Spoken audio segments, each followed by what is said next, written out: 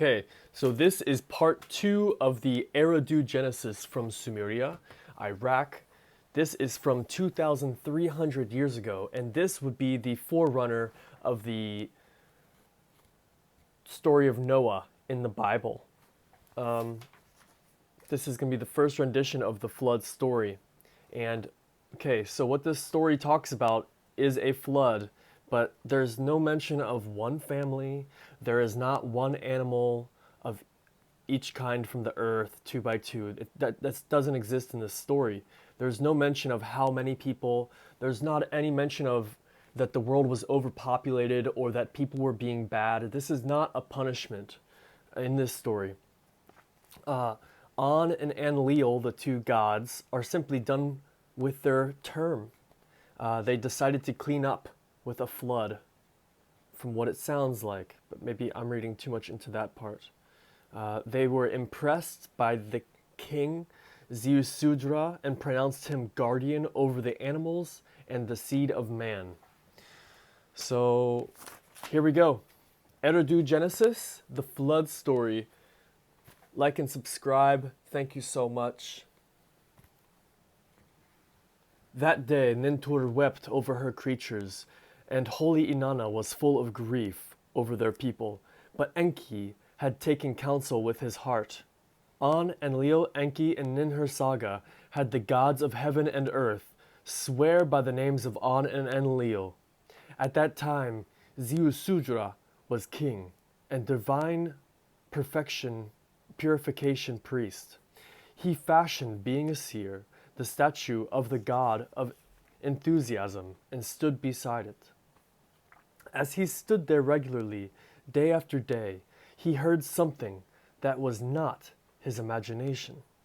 Conversation, a swearing of oaths by heaven and earth, touching of throats, and the gods bringing their arts up to Kior.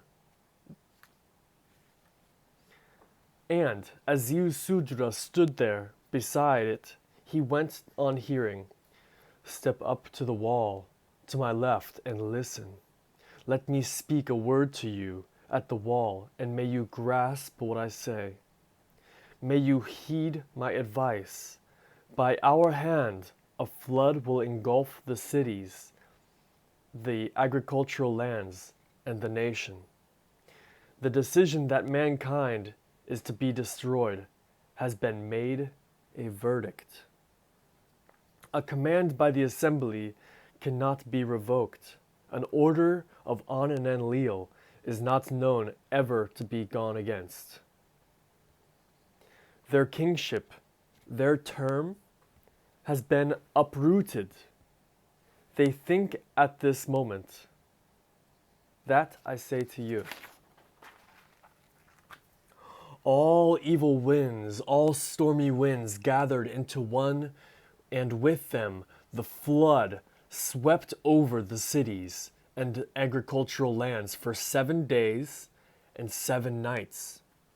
After the flood had swept over the country, after the evil wind had tossed the big boat about on the great waters, the sun came out, spreading light over the heaven and the earth.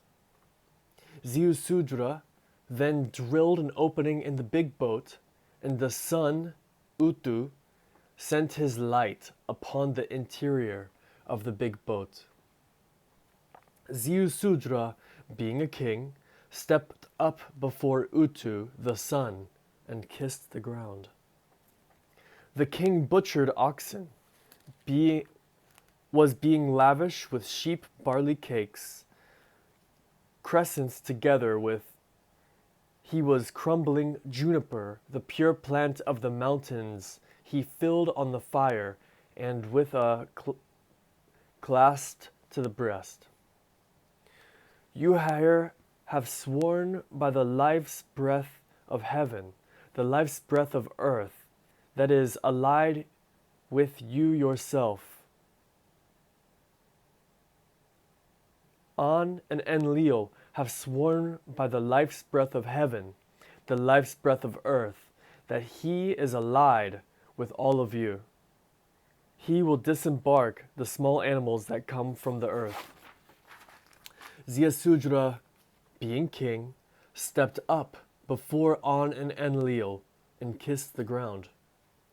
An and Enlil were impressed by him, and so granted him life like a god's. They bestowed lasting breath of life like a god's, descend into him. That day they made Ziusudra the preserver as king over the small animals and the seed of mankind. Lived toward the east, over the mountains, in Mount Tilmun. So that is the predecessor to Noah's Ark, possibly. It is the first written account of a flood story. Thank you so much for watching. Watch this next video. I'm going to go through a bunch of different Genesis stories so you can watch how the story evolves over time, like a game of telephone. Very interesting. Peace and love, everybody. Aloha!